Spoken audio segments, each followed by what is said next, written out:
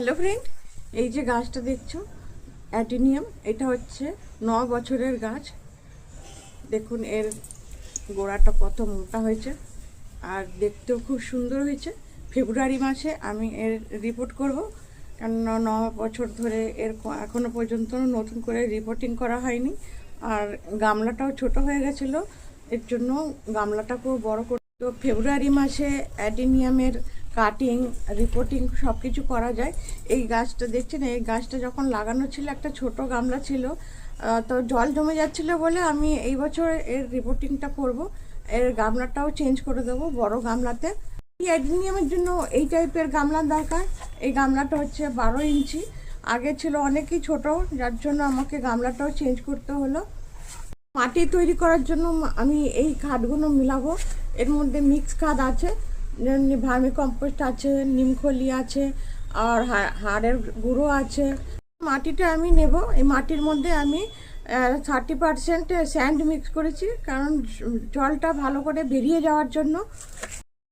তো মাটির মধ্যে আমি দেখুন কতটা স্যান্ড মিলিয়েছি, আর এই যে মিক্স খাদগুলো আছে এই খাদগুলো আমি মিলিয়ে দেবো এর মধ্যে, মাটির মধ্যে মিলিয়ে।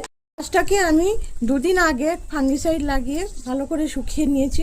এমনি করে শুকিয়ে নিলে তো গাছটা রিপোর্টিং করার জন্য এই গামলার যে ছেদগুলো আছে এই ছেদগুলো থেকে এমনি এই তারটাকে এর ভিতরে ঢুকিয়ে ভালো করে গাছটাকে বাঁধতে হবে, কারণ এই গাছটা অনেকটাই বড়।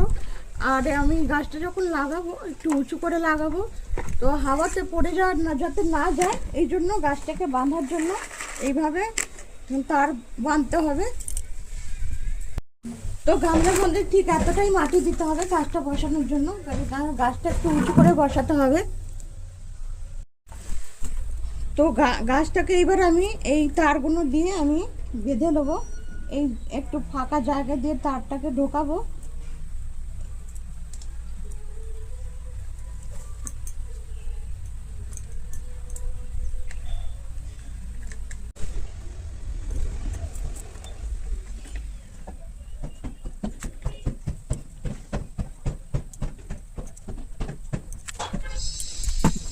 তো দেখুন আমি গাছটাকে বেঁধে দিয়েছি, আর দেখুন ছেড়েও দিয়েছি, গাছটা হিলছেও না, এত ভারী গাছ। এবার আমি মাটি দিয়ে এটাকে কভার করব ভালো করে, টাইট মাটি ওর সঙ্গে মানে প্রত্যেকটা খাঁচায় ঢুকিয়ে ঢুকিয়ে আমি ভালো করে শক্ত করে গাছটাকে রিপোর্টিং করব।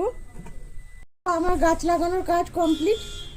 এতটাই আমি মাটি দিয়ে কভার করেছি, এতটা জায়গা আমি খালি রেখেছি জল দেওয়ার জন্য। বেশি জল দিলে মাটিগুলো